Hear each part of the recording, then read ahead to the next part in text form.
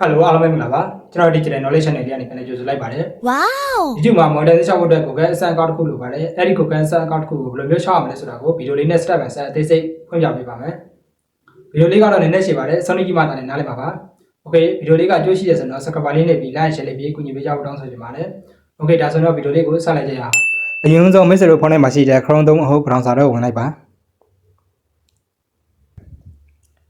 ဒီဟာရောက်ပြီဆိုလို့ရှိရင် google.com ဆိုပြီးရက်ချလိုက်ပါဒီနေရာမှာအပေါ်ဆုံးက Google ဆိုတဲ့ sign in ဆိုတဲ့နေရာလို့နှိပ်လိုက်ပါ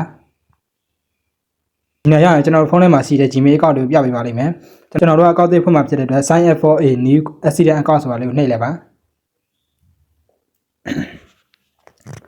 ဒီနေရာရောက်လို့ရှိရင်ကိုယ့်ရဲ့ Gmail account တစ်ခုကိုရွေးပေးလိုက်ပါ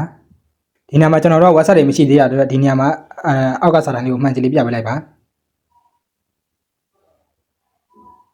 ဒီနေရာရောက်လာပြီဆိုလို့ရှိရင်ကျွန်တော်တို့ step 3ခုကိုinformation တွေဖြည့်ပေးရပါမယ်ပထမဆုံးအနေနဲ့အနာ information ဝင်လိုက်ပါ link ဆိုတဲ့နေရာမှာကိုယ့်ရဲ့ passport တွေကနာမည်နဲ့တူရပါမယ်ပြီးရင် address line 1 line 2ကိုကိုယ့်နေရာရဲ့ location ကိုထည့်ပေးလိုက်ပါပြီးရင် village township ဆိုတဲ့နေရာမှာကိုယ်နေတဲ့မြို့ကိုထည့်ပေးလိုက်ပါပြီးရင် postal code ဆိုတာကကိုယ်လက်ရှိနေထိုင်နေတဲ့ location ရဲ့ postal code ကိုထည့်ပေးလိုက်ပါတောင်းရင် city ဆိုတဲ့နေရာမှာလည်းကိုယ်နေထိုင်နေတဲ့မြို့နာမည်ကိုထည့်ပေးလိုက်ပါပြီးရင်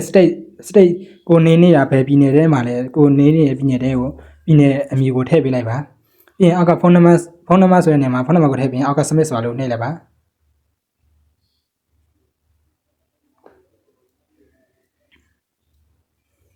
โอเคဒါမျိုးလေးဆိုတော့ကိုယ့်ရဲ့Google AdSense account ဖွင့်သွားပါပြီဒါကတော့ကိုယ့်ရဲ့Google AdSense account ဖွင့်နည်းလေးပဲဖြစ်ပါတယ်ခင်ဗျ